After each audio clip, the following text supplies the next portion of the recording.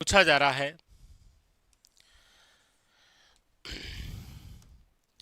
निम्नलिखित युद्धों को काल क्रम के अनुसार व्यवस्थित करें। यानी आपके सामने यहाँ पर जो युद्ध दे रखे हैं इनको कालानुक्रम के अनुसार व्यवस्थित करें। और आजकल बदलता हुआ पैटर्न आपको इसी प्रकार से लगभग क्वेश्चन पूछ रहा है, कालानुक्रम के अनुसार, कालानुक्रम के अनुसार। लीजिए आइए देखते हैं यहाँ पर जो जो आपके सामने युद्ध दे रखे हैं उसमें देखो, एक तो है खानवा का युद्ध।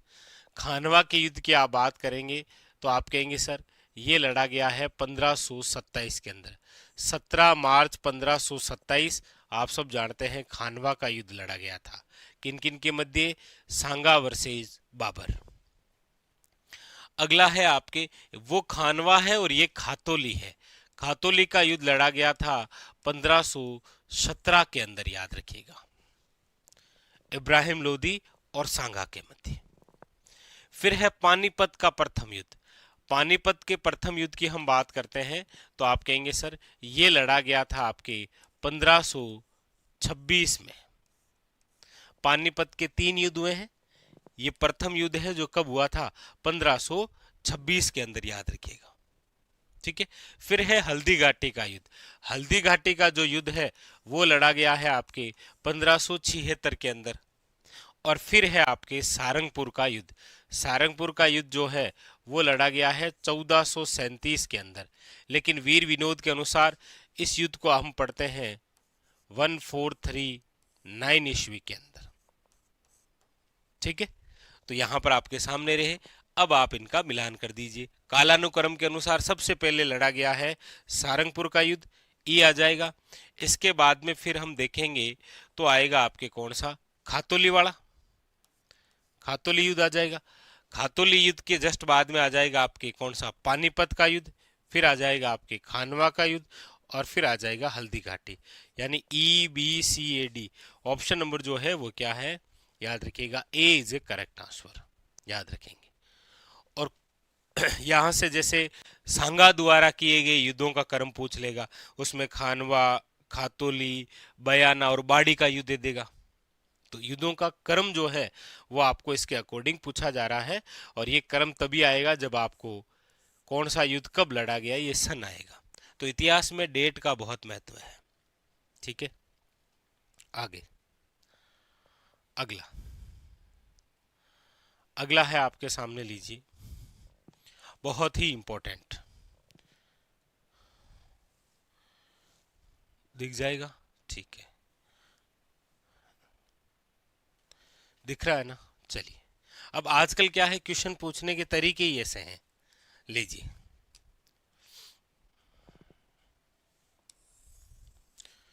देखिए क्या कह रहा है कि सही कथन का चयन करो। इनमें से जो सही कथन है उसका चयन करना है और वो भी नीचे दिए गए विकल्पों में सबसे उपयुक्त उत्तर जो है उसका चुनाव करना है। आप कहेंगे सर यहां पर कौन कौन से क्या क्या बातें दे रखी है वो देखिएगा। देखिए, इस प्रकार के क्वेश्चन जब आए तो सबसे पहले आपको तो ये देखना है कि इनमें से आपको कौन सा आ रहा है।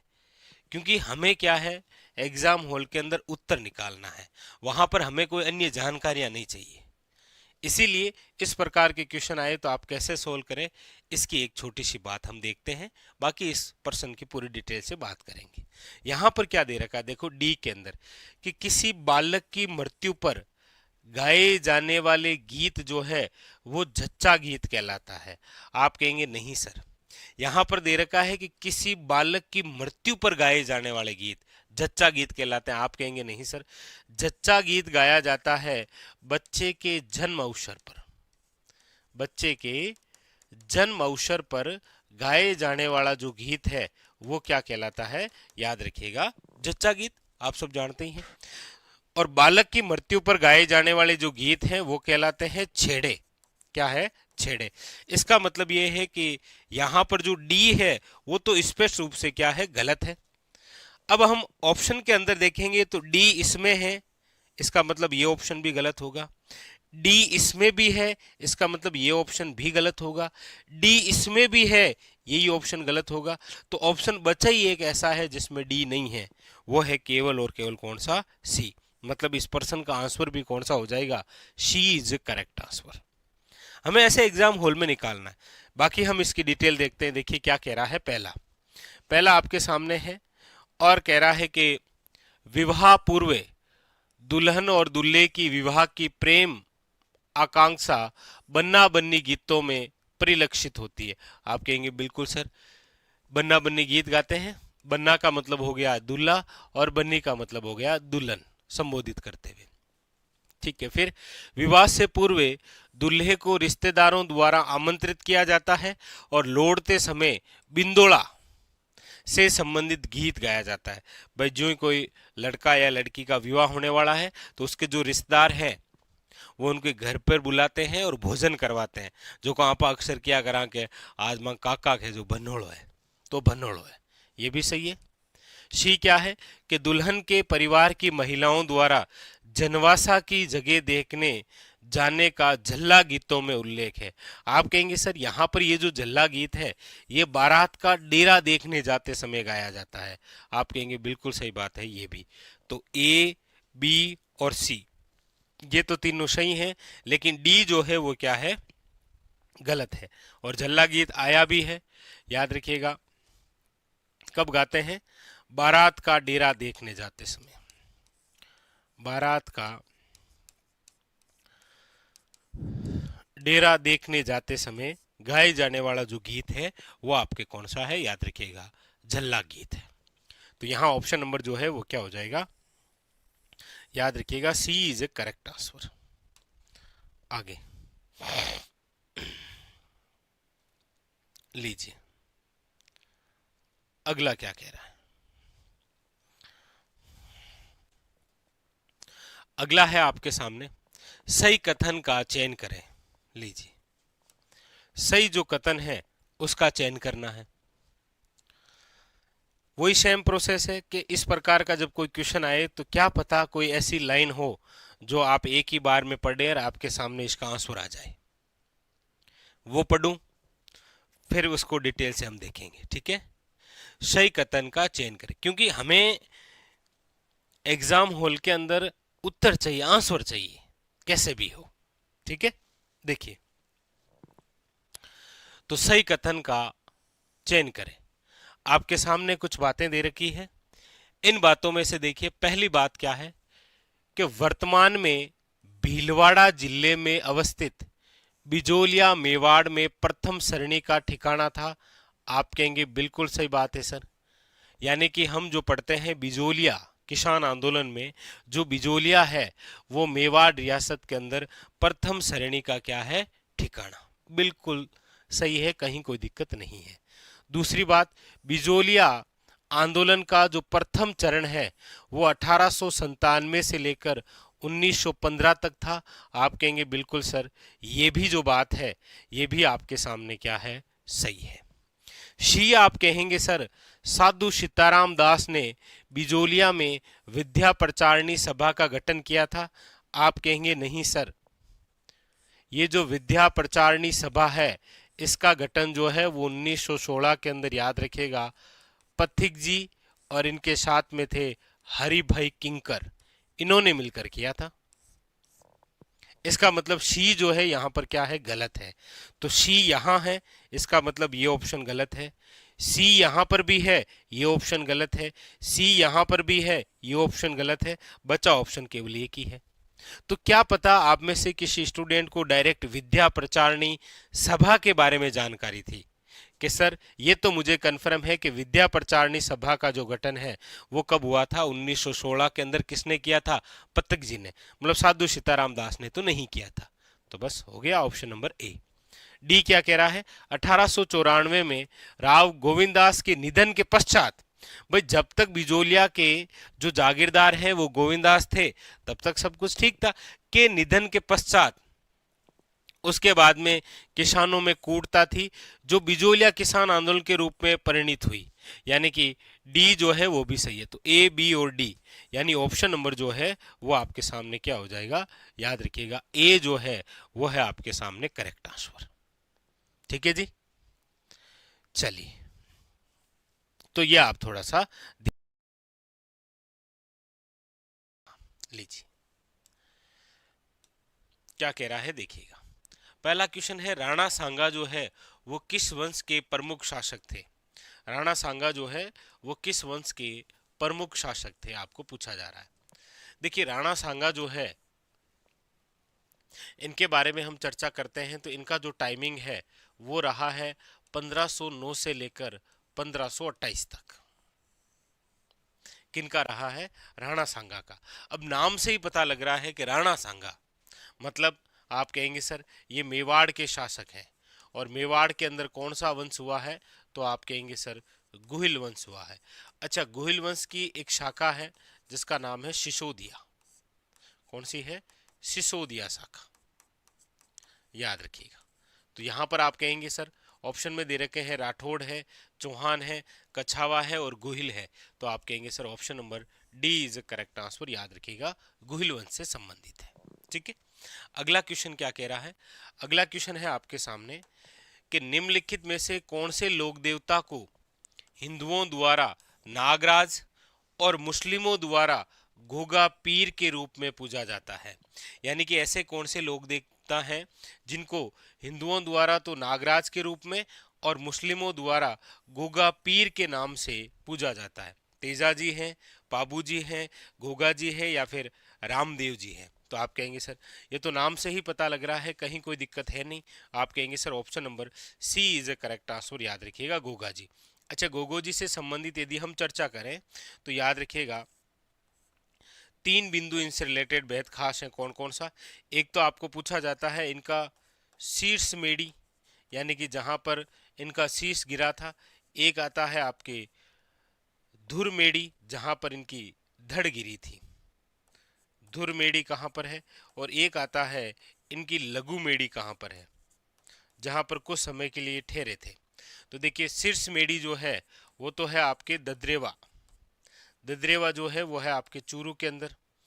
धुर मेड़ी जो है वो है आपके हनुमानगढ़ के अंदर, नौहर हनुमानगढ़ में, याद रखिएगा। और लघु मेड़ी जो है वो है आपके खिलोरियों की ढाणी। खिलोरियों की ढाणी जो है वो आपके कहाँ पर है? सांचौर में, याद रखिएगा। मेड़ी का मतलब होता है गोगा जी के जो मंदिर होते हैं उनको क्या बोलते हैं? मेड़ी। ठीक है, तो यहाँ ऑप्शन नंबर जो है वो क्या हो जाएगा? याद रखिएगा सी is correct answer, Goga ji. अच्छा, गोगा जी का जो मुकाबला है वो किससे हुआ था? आप कहेंगे सर गजनवी से हुआ था। इसीलिए गजनवी ने गोगा जी को क्या कहा था? जहार पीर, यानी साक्षात देवता। याद रखिएगा ऑप्शन नंबर जो है वो क्या है? सी इज करेक्ट आंसर।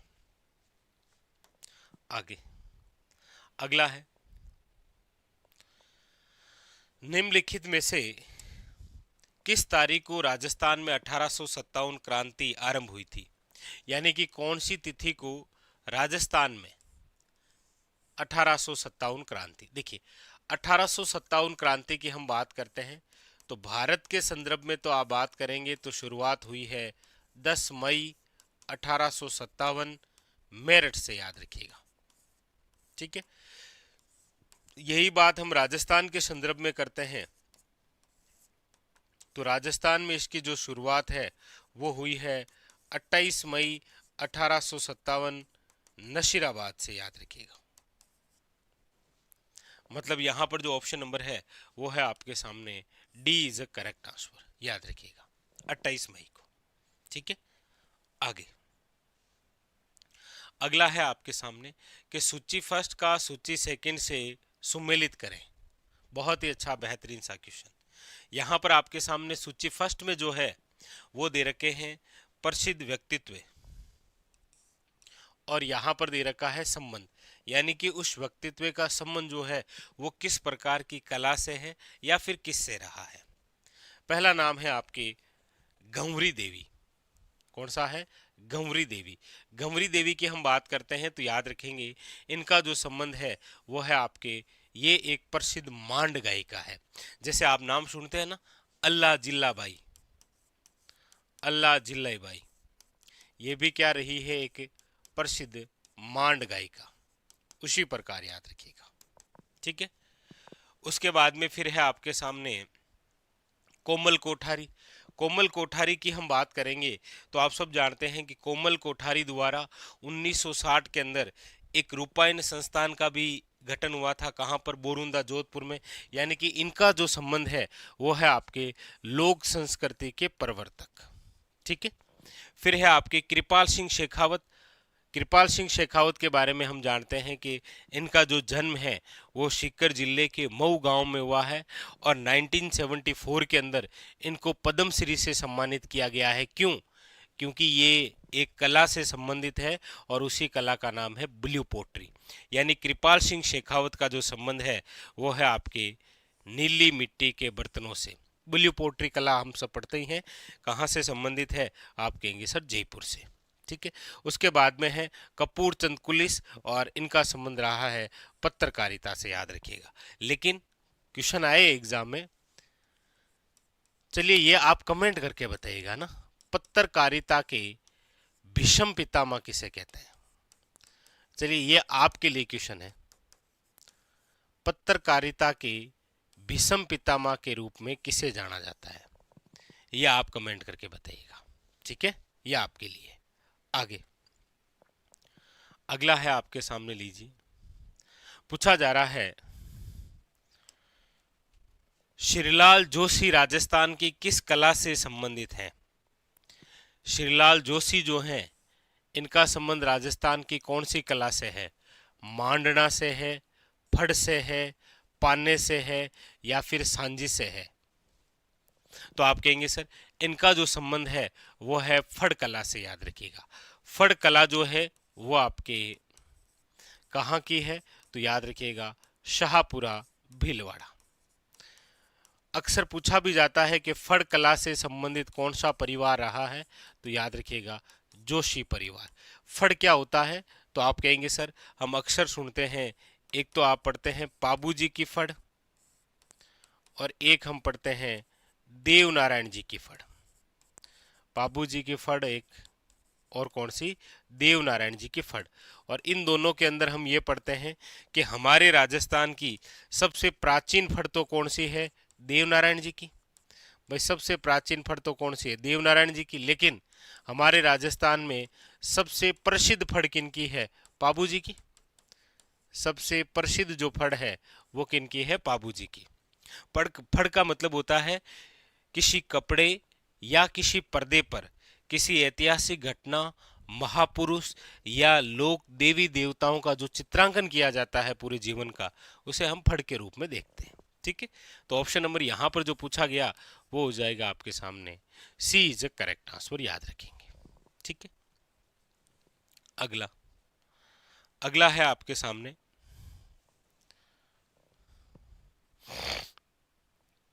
पूछा जा रहा है आपको कि गठ बीठली और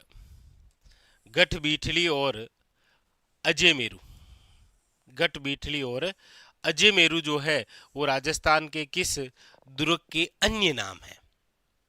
यानी कि गठ बीठली है, अजय मेरू, ये राजस्थान के किस दुर्ग के अन्य नाम है? भाई नाहरगढ़ का किला जयपुर है, तारागढ़ का किला अजमेर है, मेहरानगढ़ किला जोधपुर है या शिवाना किला जो है वो बाड़मेर। हालांकि अब ये शिवाना किला जो है वो नवीनतम जिलों के तहत आता है बालोतरा में। ठीक है। तो आप समझ ही गए हैं कि सर बीठली पहाड़ी पर बना हुआ गढ़ बीठली कहलाता है। अजयराज द्वारा अरावली भाग पर बना हुआ किला अजय मेरू किला कहलाता है। यहाँ पर जिस किले की बात हो रही है वो है आपके कौन सा? तारागढ़ किला, जो कि कहाँ पर है? आपके अजमेर में, याद रखिएगा। इस किले की निर्माता जो हैं वो याद रखिएगा अजयराज चौहान। हालांकि कुछ इतिहासकारों के अनुसार हम ये भी पढ़ते हैं कि सर इस किले का जो निर्माण है वो अजय पाल ने करवाया था, लेकिन याद रखिएगा इसका निर्माण 12वीं शताब्दी के अंदर किसने करवाया था? अजयराज चौहान ने। क्योंकि अजयराज चौहान ही वे शासक हैं जिन्होंने अजमेर बसाया था और अजमेर राजधानी के रूप में स्थापित किया था चौहानों के। ठीक है। तो यहां पर ऑप्शन नंबर जो है वो क्या हो जाएगा? B is a correct answer. आगे क्वेश्चन है सूची फर्स्ट का सूची सेकंड से मिलान करो। सूची फर्स्ट के अंदर झील दे रखी है और सूची सेकंड के अंदर जिला दे रखा है। आपको पहचानना है कौन सी झील कौन से जिले में है। भाई जैसे पंचभद्रा झील है आपके सामने, तो हम कहेंगे सर वर्तमान यानी कि 41 जिलों के अकॉर्डिंग देखेंगे तो बालोतरा है। बाकी बालोतरा पहले किस जिले का भाग था, आप कहेंगे सर बाड़मेर दे रखा है फिलहाल यहाँ, तो बाड़मेर से मिलान कर दीजिए। फिर है सिल्लीशेठ झील, आप कहेंगे सर ये तो रामसर साइड में जो शामिल की गई थी वही है, और ये है आपके अलवर के अंदर। फिर है कायलाना, कायलाना जो झील है वो जोधपुर के अंदर है, और याद रखिएगा कोलायत जो झील है वो बीकानेर के अंदर है। अगला है लूणकरणसर झील, और ये आपके कहाँ पर है, तो आप कहेंगे सर बीकानेर में। यानी कि पंचभद्रा बाड़मेर एक के अंदर 4 है, फिर सिल्लीशेठ झील अलवर है, फिर आपके जोधपुर है, और फिर ये, तो ऑप्शन नंबर जो है वो क्या हो जाएगा, बी इज करेक्ट आंसर, याद रखिएगा। ठीक है, अगला है आपके सामने, लीजिए।